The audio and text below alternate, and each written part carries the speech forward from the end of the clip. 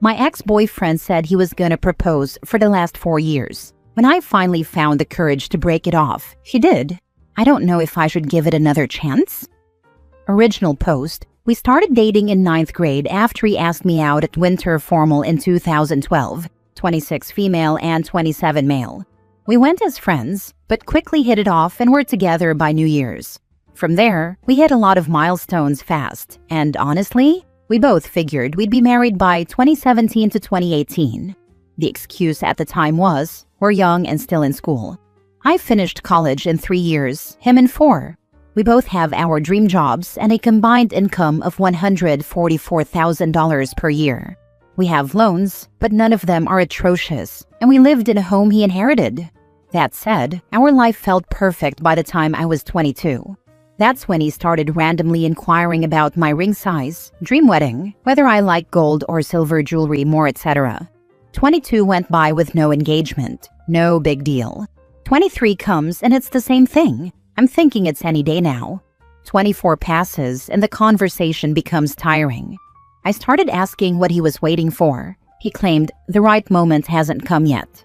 It took me until age 25 to realize he often used the promise to do it when I was upset at him for something. By 26, I told myself that he had until he turned 27. His birthday was closer. After that, I'd walk away. I got my own space ahead of time and followed through. The separation was peaceful. He didn't protest much, if at all. Last week, about 2 months later, he showed up at my place. We had shared locations a couple of years back and just never turned them off. I completely forgot about it. I wasn't creeped out or anything once he explained how he found me. After some catching up, he pulled out the box, all while sitting on the couch across from me. It wasn't the romantic on one knee proposal, and I can't help but feel I forced his hand. This feels like a "here damn" more than anything else. He says I'm overthinking and that he didn't realize what he had until he lost it. He claims he never knew marriage was that important to me. I kind of want to get back with him, but I don't want him to resent me and later say he was forced to get married or anything. Now for the top advice before reading the update. He used the promise of marriage to manipulate you during fights. That's a huge red flag. If it's not the promise of marriage, it'll be something else. You've been dating for almost half your life. You don't know what other relationships are like. Hell, you barely know what you're like by yourself. Spend some time being a single person for a while and get to know yourself. You'll be better off for it. Was thinking of going to the cafe by myself for the first time today. Enjoy. You're going to have so much fun finding out who you are, doing things solely because you want to. It's scary sometimes, and you'll need some good friends to avoid getting too lonely, but it's 100% worth it. Don't jump into another relationship. Wait and figure yourself out and what you want. The right person will recognize everything you've invested in yourself and fall head over heels. But don't worry about that. Just do you. It's called a shut-up ring. Look it up. He didn't marry you because he didn't want to. He still doesn't. But the time apart has made him realize he can't do any better, so he came back and proposed. He's also smart enough to know that no one with self-esteem will put up with his lies and fake promises. So he's willing to settle for now. But the moment he actually likes someone else, he'll be out, because you were never more than a placeholder to begin with. Why would you even consider getting back with someone like this? I don't know. Honestly, I've known him since I was 10, dated him for half my life. I know this is embarrassing, and I'm trying to just move on. It's just that my common sense and feelings aren't on the same accord. AOP, I'm in a similar situation. Met my partner at 10, dating by 9th grade. It was, and still can be, really hard. You get stuck in your kid mindset, and it's harder to grow up because all your vices of childhood are still there with you. We got through our tough times and helped each other grow up through a lot of heartache and stress, but only out of financial necessity. Had kids, poverty, and no family support outside of each other. I would never have wished it on a peer. Personally, I know a partner like this feels special, and it is hard to lose a family member like that. But if I were you, I'd take some time to think and consider the pros and cons. Ask yourself what advice you would give to your daughter or sister. I won't say you should leave him immediately, because maybe he still does value you and just has hang-ups about marriage that you can work to understand before you make a final decision. I definitely had hang-ups. But also consider that this is mostly hard because it's easy to get stuck in codependency and the sunk cost fallacy when you grow up together. Thank you for this perspective. You're certainly correct about struggling with memories, etc. Now for the update. Hi all. Earlier today, I made a post asking how I should navigate this situation. A short summary would be that my boyfriend of almost 13 years and I separated after the idea of marriage was dangled in my face for 4 to 5 years. We remained separated for 2 months before he suddenly reached out, proposing. Many suggested I wait, but I already knew what the correct choice was. A lot of hard truths being pointed out to me made it hard to ignore. That said, I had the ring. I never told him yes, rather I don't know, but he insisted I keep it. Given that I decided I needed to move on, I wanted to meet so that I could give him his ring back. He agreed at first, but was insistent on it being at either my place or his. I was already at the park with the ring in my car and just wanted a neutral meeting place, so I said no. He argued that it must not be that important then. So I said, okay, I'll give the ring to your mom when I have the chance. He didn't agree to meet, but this did make him FaceTime me, so we spoke that way. I was okay with that. The call started with him trying to negotiate a meeting location for a moment or two. Once he gave up, I told him I had questions about our breakup period. He told me I live in the past, but quickly backtracked when I said, okay, never mind, and attempted to hang up. He told me I wouldn't like the answer to some stuff, and he was right. He admitted that he saw 4 women during the 2 months, 2 of them being a threesome. He claimed to have wanted that experience before marrying me. He also said that he felt inferior to me in recent years because of how put together I am, as if he's much different. I was in shock. I'd spent these last 2 months alone, trying to heal, while he was having threesomes. It hurt, but it felt more like disgust than betrayal. Not because of the activity, but because he thought he could just come back when he was done having fun. He asked me to come back to his place. He said the kids, 2 goldfish, miss me. I told him that I can't get back with him. I need to experience something new just like he did. He's all I've ever known. But saying this upset him and might have given me some real insight into how he felt. He called me selfish, saying I'm always thinking about myself. He brought up a time I went to the gym on his birthday, early in the morning, before proceeding to spend all day with him. He said I constantly make unilateral decisions, like this one. He accused me of being with another guy and said that's why I don't want him to come over. I should have hung up earlier. My choice was already made. Once he realized I was set on not rekindling things, he was only looking to hurt my feelings. My father offered to return the ring so that I don't have to, and I've been advised to call the police if he shows up at my place again. Despite this, I feel good. I got some answers and saw what happened when he didn't get his way. Again, I appreciate the advice. I read your original post, and although I did not comment on that post, I was rooting for you to make the right decision in moving forward. Your ex is quite a piece of work. He showed you the snake that he always has been. I am so proud of you for staying strong. I really hope you have a good support system to help you heal from this. Especially with him being your first, you're going to have your moments. But keep moving forward, one step and one day at a time. Do not look back, and definitely call the police should he ever approach you in any way or come to your home again. I really hope that you have disconnected the app so he no longer has access to your location. Get a restraining order if you have to, should he give you a difficult time. He is cruel, and he's the one who's selfish. Someone here made a comment and suggestion about writing a note to yourself about your final conversation with him and how he made you feel. Keep that. I think it's a great suggestion to remind you, in your moments when you feel down or hesitant about your breakup, exactly how big a bullet you dodged.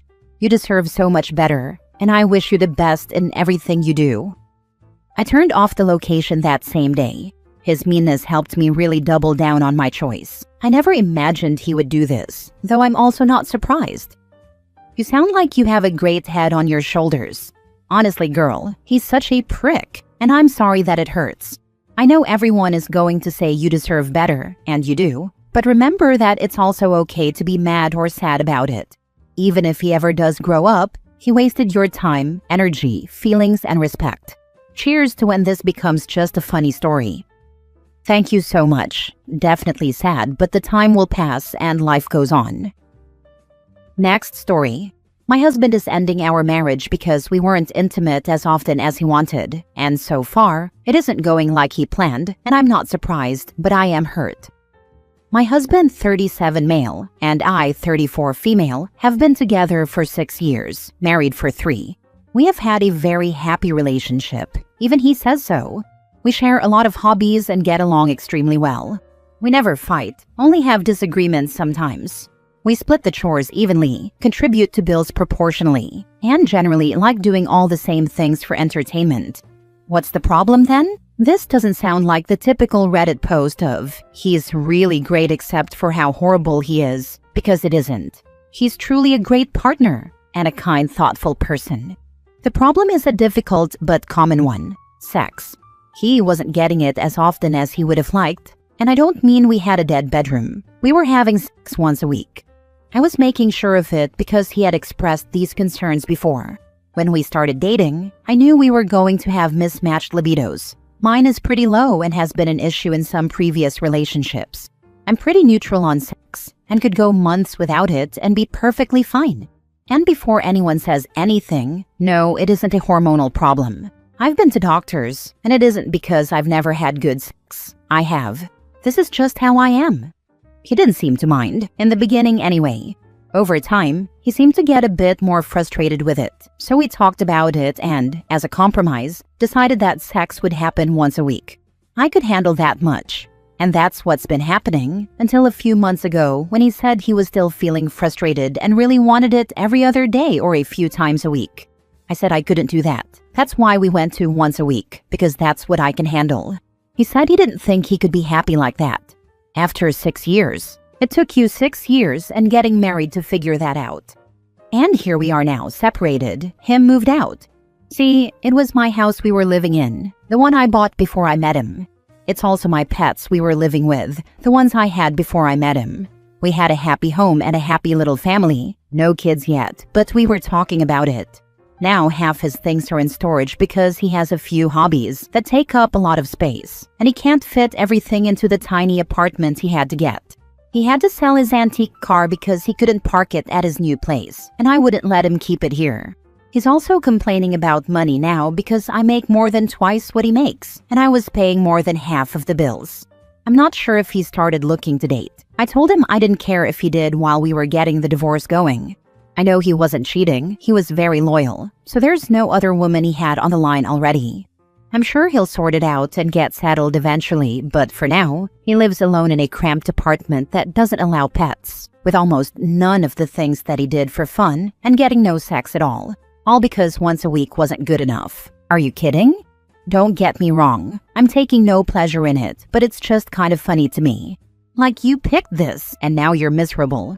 I've spent the last few months being devastated and upset beyond belief, and I'm starting to pick myself up now and realize how ridiculous the situation actually is. He's a really good person, but maybe kind of an idiot. I don't think he's an idiot. Mismatched sex drives are a deal breaker for a lot of people. Splitting up is never easy, but money is not a reason to stay.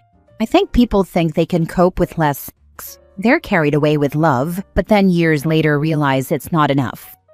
I'm on the other side of this. I left my husband for similar reasons, except in my case it was basically no sex. I would have happily taken a once-a-week deal, but I can understand how if you have a really high sex drive, it might still not be enough.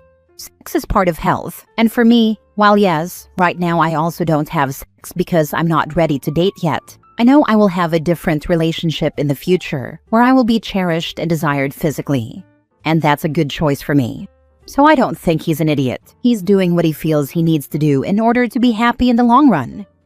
The low sex drive people will never understand what we high sex drive people are missing. I've only had one relationship in my life where I felt understood and our sex drives aligned. It honestly scares me about ever finding someone I can be at peace with. Last story. I am considering leaving my husband over keeping a lock on one of our doors and refusing to open it. Hi everyone. Very sad to be posting this, but I, 20 female, am considering separating from my husband, 33 male of 5 years, over a big issue we just had a couple of days ago. My husband has always cared about his things, and he puts all his valuables in his office, where he works remotely 3 days a week. He put a lock on the outside of the office door 6 months ago to supposedly keep his things safe from our destructive toddler. I let it go but found it a bit odd since the key is usually nowhere to be found. Anyway, I recently went into the office to get our bird's perch out of the room, and he was hovering, acting really suspicious. He defensively said, "What do you need in there?" And I said, "The bird's perch." But then instantly felt he was hiding something from me. I also noticed he locked the door after that. After we put our toddler to sleep, I told him I needed to go in the room to change the sheets on our guest mattress because we have visitors soon. He was acting defensive again and said he would do it another time. That's when I said, "What are you hiding in there? You're getting really defensive, and it's weird that I'm locked out of a space in my own home and have to ask permission to enter." He got more defensive until I eventually said, "You need to unlock the door and let me see what's in there, because you're hiding something." Long story short, he admitted to hiding weed in the room and playing video games when I go to sleep. But he refused to open the door. I told him I was going to sit by the door until he unlocked it, because I thought he was hiding something worse since those things aren't that big of a deal. You guys, he literally refused. I tried begging. I tried getting the lock open. I tried everything I could think of. Not only would he not unlock the door, but he was gaslighting me the entire time, telling me I'm crazy and it must be my pregnancy hormones making me think there was something else in there. He said that if he opened the door, he would be giving in to my pushiness. He also kept touching my leg and telling me he was sorry I was going through this, like I was making all of this up in my head. Unfortunately, I got too tired around 2 a.m. Keep in mind I'm pregnant and having to deal with this, and told him I was going to sleep. And whatever he was hiding in there, he could get rid of it in the morning. But I was done. In the morning, the room was perfectly staged with his little weed pen out and switch game. He has since changed the lock on the door to a normal one that only locks when someone is in the room, but still seems to see no problem with what he has done. He is still adamant that it is perfectly normal to lock a door from the outside if you have important things in there.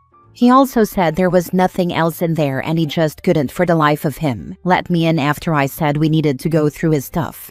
He said that was controlling behavior and that giving in would mean saying that was okay. I guess what I'm asking is it normal to put a lock on an office door, especially on the outside? Would separation be the best next step? I have a toddler and a baby coming, and I really don't want to have to do this alone if I don't need to. Yeah, he was hiding something in there. If you're lucky, it's something he's just embarrassed by, that he doesn't want to share.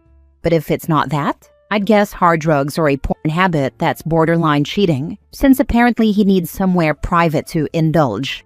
You could try asking him for a drug test to see how he responds. I was thinking porn habit that's a bit on the illegal side. I would flat out tell him, if you're not telling me the truth, I'm going to assume it's child porn and will act accordingly. I actually did bring up CP because of how crazy this was to me. What are you hiding that is so bad that you refuse to open the door, even if I threaten a divorce?